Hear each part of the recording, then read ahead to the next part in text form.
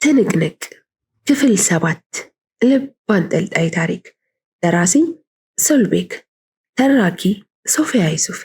ይህንና መሰል የፍቅር ታሪኮችን ለማግኘት ቻናላችንን ሰብስክራይብ ያድርጉ።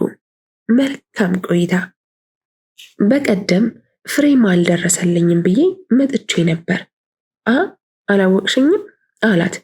ኦ በጣም ይቅርታ፣ አሁን አስታወስኩ። እባክዎትን እዛች ወንበር ላይ አረፍ ይበሉ አለችው። አይ አልቀመጥም፣ ምን አዲስ ነገር አለ አላት። ምንም የለም፣ አቶ ኃይሉ ከ2 ቀን በኋላ ነው የሚመለሱት አለችው። እሱ ሳይመለስ ምንም ነገር ማድረግ አትችሉም ማለት ነው አላት። አዎ የሸጠልዎት እሱ እስከሆነ ድረስ ከእርሱ ጋር ነው መጨረስ ያለብዎት አለችው። በጣም ጥሩ ብሎ ፈጠን እያለ ከሱቁ ወጣ። መኪናውን እያሽከረከረ ወደ አንድ ፖሊስ ጣቢያ አመራ። በር ላይ ለቆሙት ጥበቃ የወንጀል ሪፖርት ለማድረግ ነበር። የትኛው ክፍል ነው መግባት ያለብኝ ሲል ጠየቃቸው።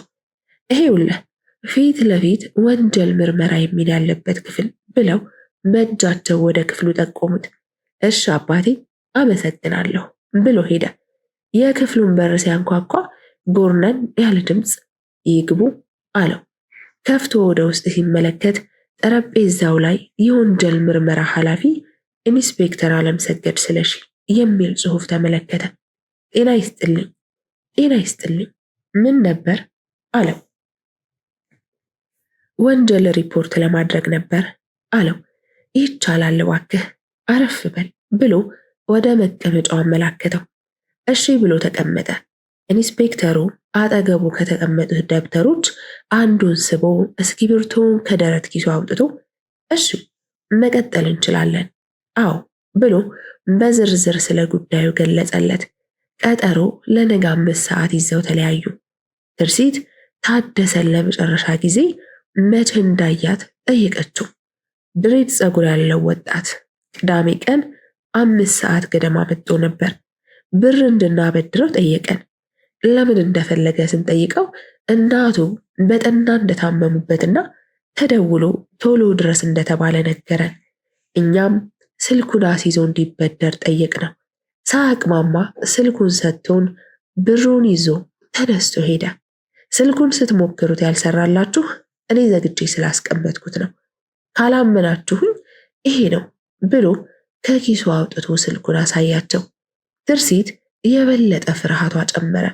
ቤተሰቦቹ ገጠር እንደሚኖሩ እንጂ የትኛው የገጠሩ ክፍል ላይ እንደሚኖሩ አታውቅም። የፍሬሙን ጉዳይ ጥያቄ ሆነባት። ታደሰ ተረክቦ ካልሆነ ማን ሊሆን ይችላል ስትል አሰበች። ከተቀመጠችበት ፍራሽ ብድግ ብላ ተነሳች። እባክህን የኔ ወንድም ከዚህ ቦታ እንድንሄድ ፍቀድልን፣ ብዙ ማስተካከል ያለብኝ ጉዳይ አለ እባክህን ብላ እግሩ ስር ወድቃ ለመነችው። ተነሽ ቆይ ብሎ ከእግሩ ላይ አስነስቷት ቦርጫሙን ሰውዬ ወደ ውጭ ይዞት ወጣ። ምን ይሻላል ትላለህ አለው። እንደኔ ታደሰ መጥቶ እውነቱን እስክናውቅ እዚህ የቆዩ ባይ ነኝ አለው። አይ ሚስቱ ስለመሆኗ እርግጠኛ ነኝ። ማታ ከነገርከኝ በኋላ ስልኩ ላይ የተወሰኑ ፎቶዎችን ለማየት ሞክሬ ነበር። አብረው የተነሷቸው ፎቶዎች አሉ። እንደሚተዋወቁ ምንም ጥርጥር የለውም አለው። ግን ደግሞ አደጋ ላይ ሊጥሉን እንደሚችሉም አትርሳ አለው።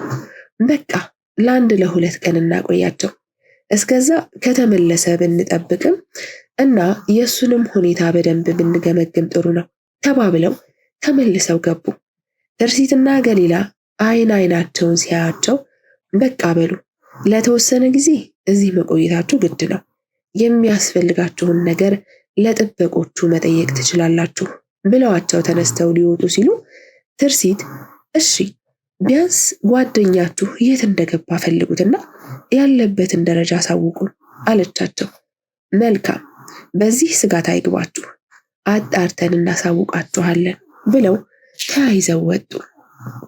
መልህቅ የኔ ንግስት የመድረኩ ፈርጥ ነበር አላት መኪናውን ከትምህርት ቤቱ እያወጣ።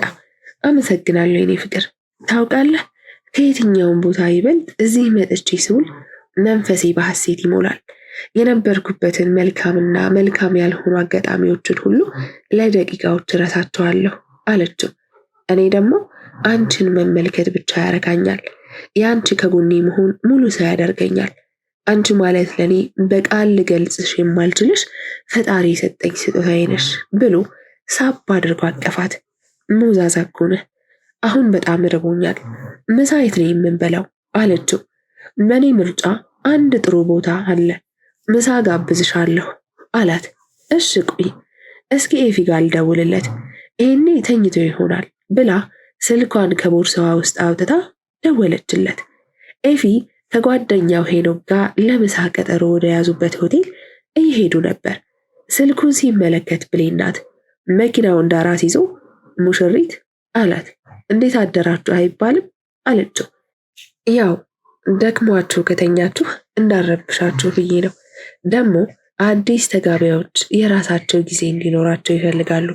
ያንን እንዳልሻማባችሁ ብዬ ነው አላት። ተቀይሜሃለሁ። ለማንኛውም ደህና ነህ አይደል አለችው። ደህና ነኝ ውዴ፣ ምሽት እንዴት ነበር አላት። አሪፍ ነበር። አሁን ከባሌ ጋር የዳንስ ትምህርት ቤት ሄደን እየተመለስን ነው አለችው። ኦ ጎብዛችኋል ሙሽሪትና ሙሽራው፣ እንዲህ ነው እንጂ ትዳር ብሎ ሳቅ አለ። በጣም ደስ ብሎኛል። ቀኔን በዚህ መልኩ ነው የጀመርኩት። አንተስ አለችው። የስራ ጉዳይ ለማስጨረስ አንዳንድ ቦታዎች ሄዶ አሁን ከሄኖክ ጋር ምሳ ለመብላት እየሄደ እንደሆነ ነገራት።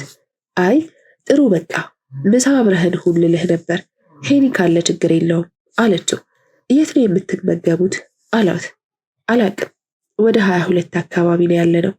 ዛሬ በባሌ ግብዣ ነው ብላ ወደ መልህቅ ስትመለከት መልህቅም አክሱም ሆቴል ና በዩ አላት። አክሱም ሆቴል እያለህ ነው። ቦታ ለመቀየር ካሰባችሁ እንጠብቃችኋለን አለችው። ኤፊ አይ ግድ የለም ሌላ ቀን በሰፊው እንገናኛለን፣ አመሰግናለሁ በይልኝ። ከሰዓት ቢሮ ስለምገባ አሁን ስልኩን ልዝጋ ውዴ። መልካም ምሳ። ደህና ዋይ። ደህና ዋል ውድ ወንድሜ። ስትነዳ ተጠንቀቅ፣ ራስህን ጠብቅ አለችው። እሺ ውዴ አታስቢ ቻው ብሎ ስልኩን ዘግቶ በፍጥነት ማሽከርከር ጀመረ። አክሱም ሆቴል ደርሰው መኪናቸውን ካቆሙ በኋላ ወደ ውስጥ ገቡ። የሆቴሉ መግቢያ በር ላይ እንደደረሱ አንድ ቁመቱ ዘለግ ያለ ነጭ ሱሪ በነጭ ቲሸርት የለበሰ ጥቁር መነጽር አድርጎ የመኪና ቁልፉን እጁ ላይ እያሽከረከረ ሲወጣ ከብሌን ጋር ትከሻ ለትከሻ ተጋጩ። ብሌን ዞራ ስትመለከተው ኦ አም ሶሪ ብሎ አንድ እጁን ወደ ላይ ከፍ አደረገ። ብሌን ከመጎረሩ የተነሳ እሷን መገፍተሩ ቢያናድዳትም ከይቅርታ በላይ ምንም የለም ብላ ይቅርታውን ተቀብላ ወደ ውስጥ ገቡ። መልህቅ ምነው ውዴ ጉዳሽ እንዴ? አይ ምን እዚህ አጉል ራሳቸውን ለመኮፈስ ፀሐይ በሌለበት ሜዳ የፀሐይ መነጽር አድርገው እየገቡ ግርዶሽ አስቸገራቸው እኮ አለችው። አፍንጫውን ልልልሽ ነበር፣ ይቅርታ መጠየቁ ጠቀመው እንጂ አላት። ፓፓ ወገኛ ብላ ገፋ አደረገችው። በይ እዚህ ጋር እንሁን እባክዎትን ይቀመጡ የኔ ንግስት ብሎ ወንበሩን ስቦ አስቀመጣትና እሱም ተቀመጠ። ወዲያው አስተናጋጁ ከፊታቸው ትሪውን ይዞ እንኳን ደህና መጣችሁ አላቸው። ከወገቡ ጎንበስ ብሎ እናመሰግናለን አሉት። እባካችሁን ምን እንታዘዝ አላቸው። ምን አላችሁ አሪፍ ነገር ብሎ መልህቅ ጠየቀው። ከቤቱ ስፔሻል ጀምሮ በዝርዝር የተቀመጠበትን ሜኑን ሰጣቸው። እሺ መርጠን እንጠራሃለን ሲለው መልካም ብሎ ወደ መጣበት ቦታ ሄዶ ተቀመጠ። የተወሰነ ሰዓት ሜኑን ከተመለከቱ በኋላ በሁለቱም ስምምነት የቤቱን ስፔሻል አዘው መመገብ ጀመሩ። ከተወሰኑ ደቂቃዎች በኋላ ሲገቡ ብሌንን የገፈተራት ወጣት እነሱ ወደ ተቀመጡበት ጠረጴዛ ሄዶ ይቅርታ የኔ እህት አንዴ ማውራት እንችላለን አላት፣ መነጽሩን ወደ ጭንቅላቱ እየገፋ። ሁለቱም ቀና ብለው ተመለከቱት። በኋላ ስለምን አለችው። እሱን እዛው ነግርሻለሁ፣ ምን አስቸኮለሽ አላት። የሸሚዙን ኮሌታ እያስተካከለ። መልህቅ በጣም ተናዶ የሰውን ልክ ሳያውቁ አጉል አፍ መክፈት ጥሩ አይመስለኝም አለው። ምን ታካብዳለህ? ታዋቂ ዘፋኝ መሆን ብርቅ ነው እንዴ አለው። በክብር ወደ መጣህበት ተመልስ ወንድሜ። እኔ ሰጣ ገባ ውስጥ መግባት አልፈልግም አለው። ታዲያ እኛ ቆይ የትኛውን ቆንጆ እራትን ጋብዝ? ቆንጆች ያሉበት ቦታ ሁሉ እንዳንተ አይነት ታዋቂ ሰዎች ከጎናቸው አሉ ሲለው መልህቅ ብድግ ብሎ አንገቱን አንቆ ያዘው። ወጣቱ ስማኝ፣ እኔን በዚች ቆንጅዬ ልጅ ፊት ነው የምታዋርደኝ። አንተ ግን ይህን በማድረግህ የዓለም ሁሉ ሕዝብ ያፍርብሃል። ስለዚህ ልቀቀኝ። ሰማኛለህ? እኛ ስራችንን እንጂ ክብራችንን፣ ማንነታችንን፣ ህሊናችንን አይደለም እየሸጥን የምንኖረው። ለዩቲዩብ የሚሆን ጥሩ ዜና ካጣህ አሟሟትህን ገራሚ ላደርግልህና ዓለም ሁሉ በአንተ አሟሟት ይነጋገርበታል። ልኩን የማያውቅ ሰው በጣም ያናድደኛል። ዳግም የኔ በምላስ ሴት ቀርቶ ብሎ ሳይጨርስ ብሌን መልህቅ አንገቱን ልቀቀውና በቃ መውጣት እንችላለን፣ ከማንም ልከቢስ ጋር ምን አጣላህ ብላ ያነቀበትን እጁን እንዲያነሳ መግፋት ጀመረች። ቆይ ውዴ፣ እንዲህ አይነት ሰው ዋጋውን ካልሰጠሽው ለሀገርም ጠንቅ ነው ብሎ አንድ ቦክስ ጉንጩ ላይ ያሳረፈበት። ብሌን ሆቴሉን በጩኸት አቀለጠችው። ሆቴል ውስጥ ብዙም ሰዎች የሉም። አስተናጋጆቹ ተሰብስበው ለማገላገል ቢሞክሩም አልቻሉም። ጎረምሳው የውሃ ብርጭቆውን አንስቶ ሲወረውር የመልህቅ የቀኝ አይን ላይ አረፈ። ሁሉም ተጫዋጩኸው ወደ መልህቅ ሲሄዱ ጎረምሳው ወጥቶ ሄደ። አምቡላንስ ጠርተው ወደ ሆስፒታል ወሰዱት። የዘንጥ ወርቅና ጌጣጌጥ መሸጫ ባለቤት በስንት ጊዜው ዛሬ ስልክ ወደ እሱ ሱቅ ደወለ። አንደኛዋ ሰራተኛ አንስታ ጤና ይስጥልኝ፣ እንዘንጥ ወርቅ ቤት ነው፣ እባክዎትን ምን እንታዘዝ አለች። ትዝታ አላት አቶ ኃይሉ ጎርነን ባለ ድምፅ። ደንገጥ ብላ ስልኩን ከጆሮዋ ላይ አንስታ በእጇ መነጋገሪያውን አፍና ለሌላኛዋ ሰራተኛ አቶ ኃይሉ ናቸው፣ ገበያው ጦፏል፣ ምንም አያስቡም፣ ተጨማሪ ቀን ወስደው በደንብ ይዝናኑ በያቸው አለቻት። ተሳስቀው ስልኩን ወደ ጆሮዋ አስጠግታ ወይ አለቃ እንደምን አሉ? ይቅርታ እርስዎ አልመሰለኝም ነበር አለችው። መልካም፣ እንዴት ናችሁ? ደህና ነን አቶ ኃይሉ፣ እርስዎ እንዴት ነዎት? የሄዱበት ሀገር ተስተካከለልዎት? አለችው።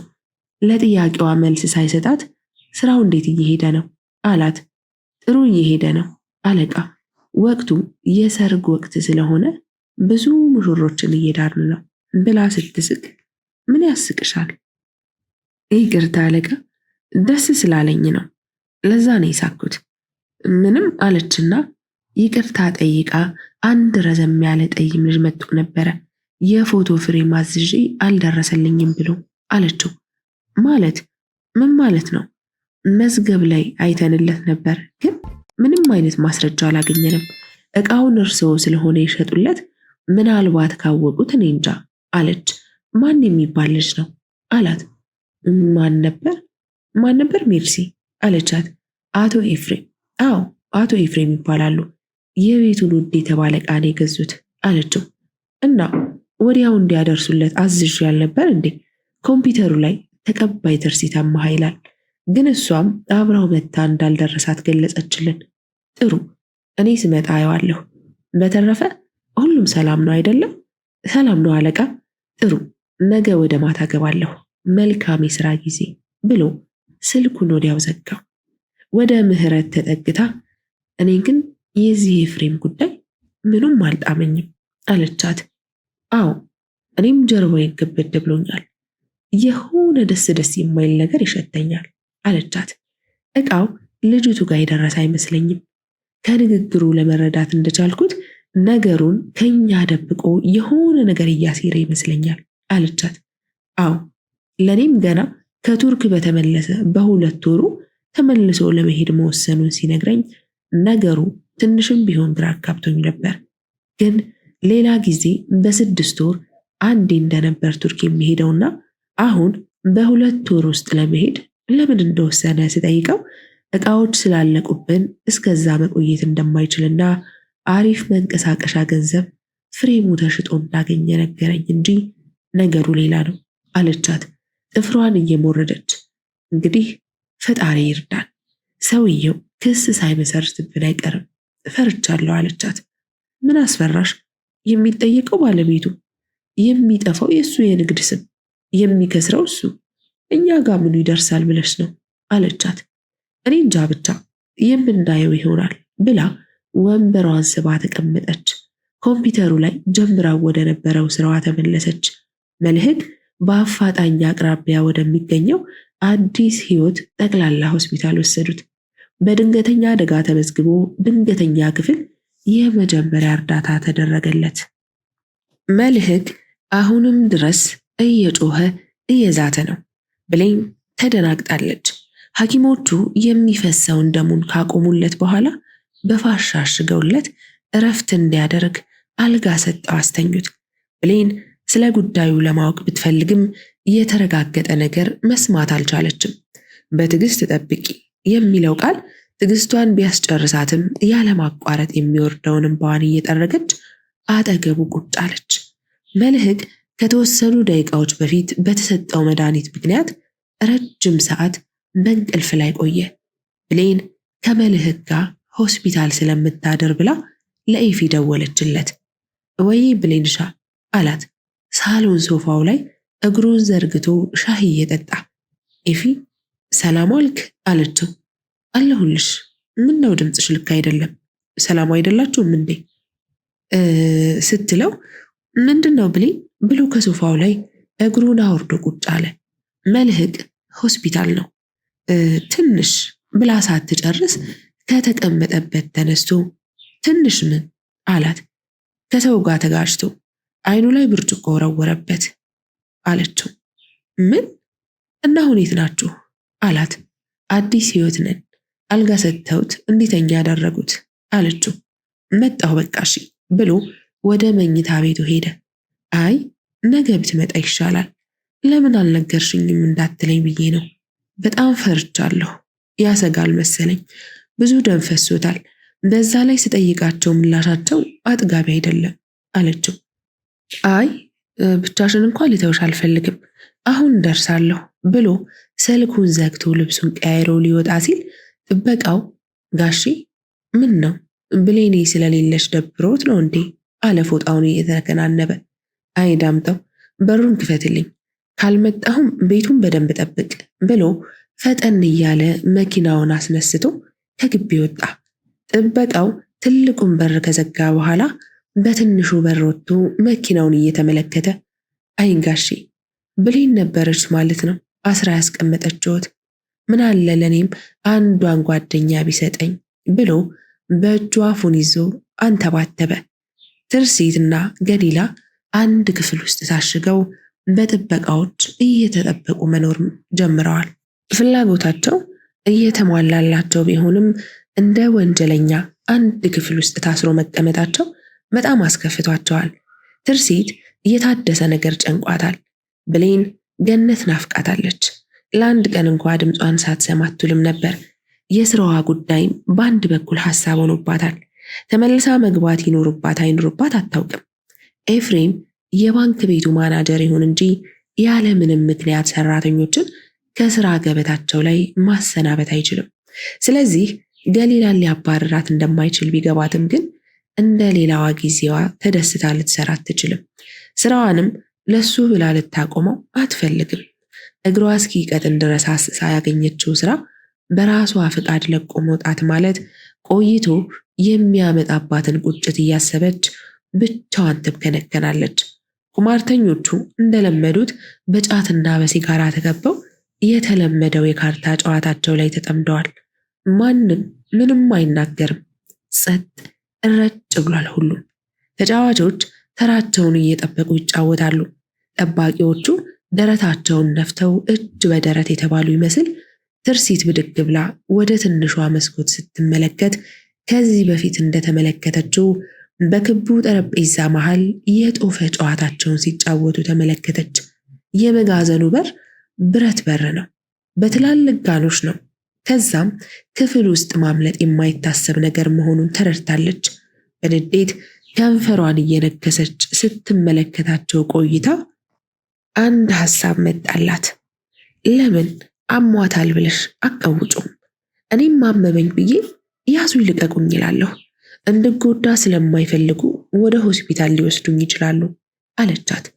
እሺ እንሞክር። እኔ መታፈን መሮኛል።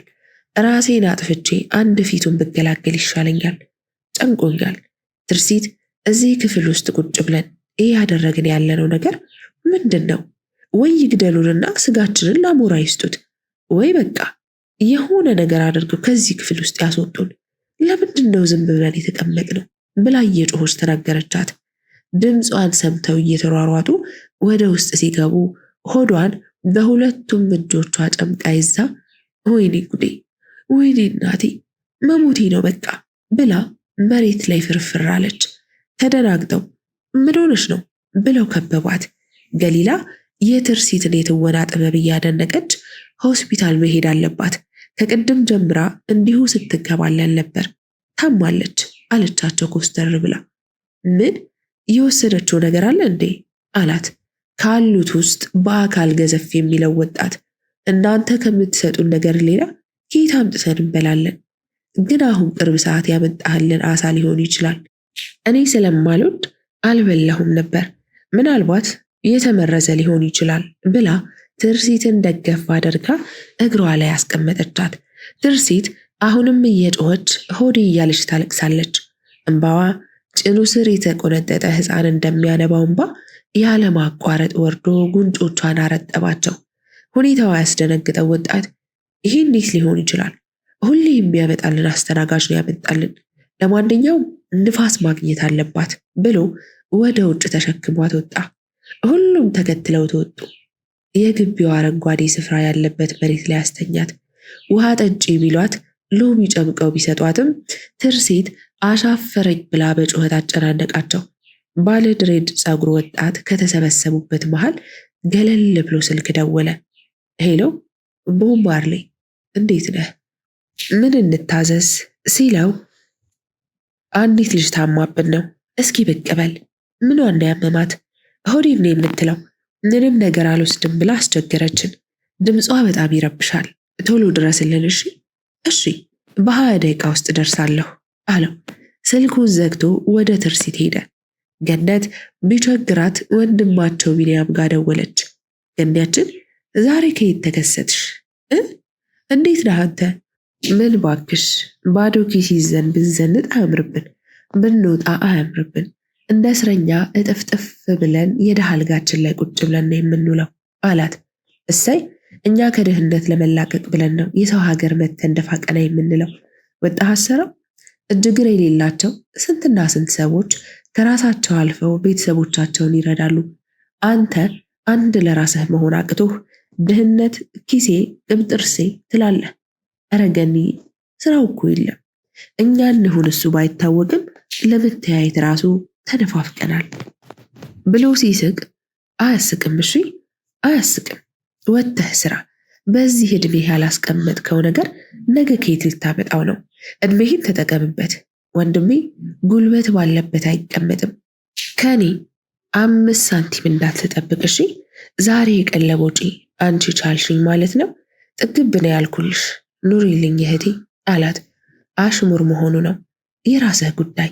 የምትጠቀመውም የምትጎዳውም አንተው ራስህ ነህ። ከአንተ ውጪ ሌላ ለአንተ የሚያስብ የለም። ገኒ፣ ለምክር ነው የደወልኩት ብቻ እንዳትዪ አላት። አያይ፣ ለሱ እንኳን አልነበረም አደዋወሌ፣ ዳር ዳርታ ስለገባኝ ነው። እነ ትርሲት ምን ሆነው ነው አለችው። ምን ሆኑ? አትቀልጅ። ስልካቸው አይሰራም። ካገኘኋቸው ቆየሁ። ተገናኝታችሁ ነበር? እረ ከተገናኘን ሳምንት ሆነን። ገንዬ፣ አከራዮቹ ሰው አታብዙ ብለው ዜና ሲያነቡ ነበረኝና ብዙ ጊዜ አልሄድም። ትርሲት ጋር ታውቂያለሽ፣ ባለትዳር ቤት መሄድ ብዙም ደስ አይልም። እንዴ ምን ማለት ነው? አንድ ሀገር አንድ ከተማ ውስጥ እየኖሩ አለመጠየቅ አለመተያየት አለችው። አይ ዛሬ መክረው ነው መሰለ የላኩብኝ። በቃ በቃ እህቴ፣ ጠገብኩኝ አላልኩሽም? ቻው በቃ እወድሻለሁ እሺ ብሎ ሊዘጋው ሲል እንዳዘጋው ቆጣ ብላ ደንግጦ ገኒ ምን ሆነሽ ነው አላት። እነ ትርሲት የሆነ ነገር ሆነዋል እያልኩህ ነው አለችው። መቼ ነበር የተደዋወላችሁት? ከ3 ቀን በፊት ነው። ሰላም አይመስሉኝም ቢኒ፣ ሄደህ አረጋግጥና አሳውቀኝ። እሺ ነገ ጠዋት እሄዳለሁ ውዴ፣ አንቺ አትጨነቂ። ምን ይሆናሉ ብለሽ ነው? ሰው ሀገር ያለሽው አንቺ እንኳ ደህና ነሽ። አትጨነቂ እሺ፣ አታስቢ፣ ሰላም ይሆናሉ። ነገ አሳውቅሻለሁ አላት ድምፁን አለሳልሶ። እሺ አደራ ቢኒ፣ በጣም ተጨንቄያለሁ። እሺ እህቴ አያሳስብሽ ብሏት ስልኩን ዘጋው። ኤፊ ሆስፒታል ደርሶ መኪና ማቆሚያ ተብሎ በተሰራው ቦታ ላይ መኪናውን አቁሞ ለብሌን ደወለ። ብሌን ስንት ቁጥር ነው ያስተኙት? መጥቻለሁ አላት። ክፍል 8 ይቀጥላል።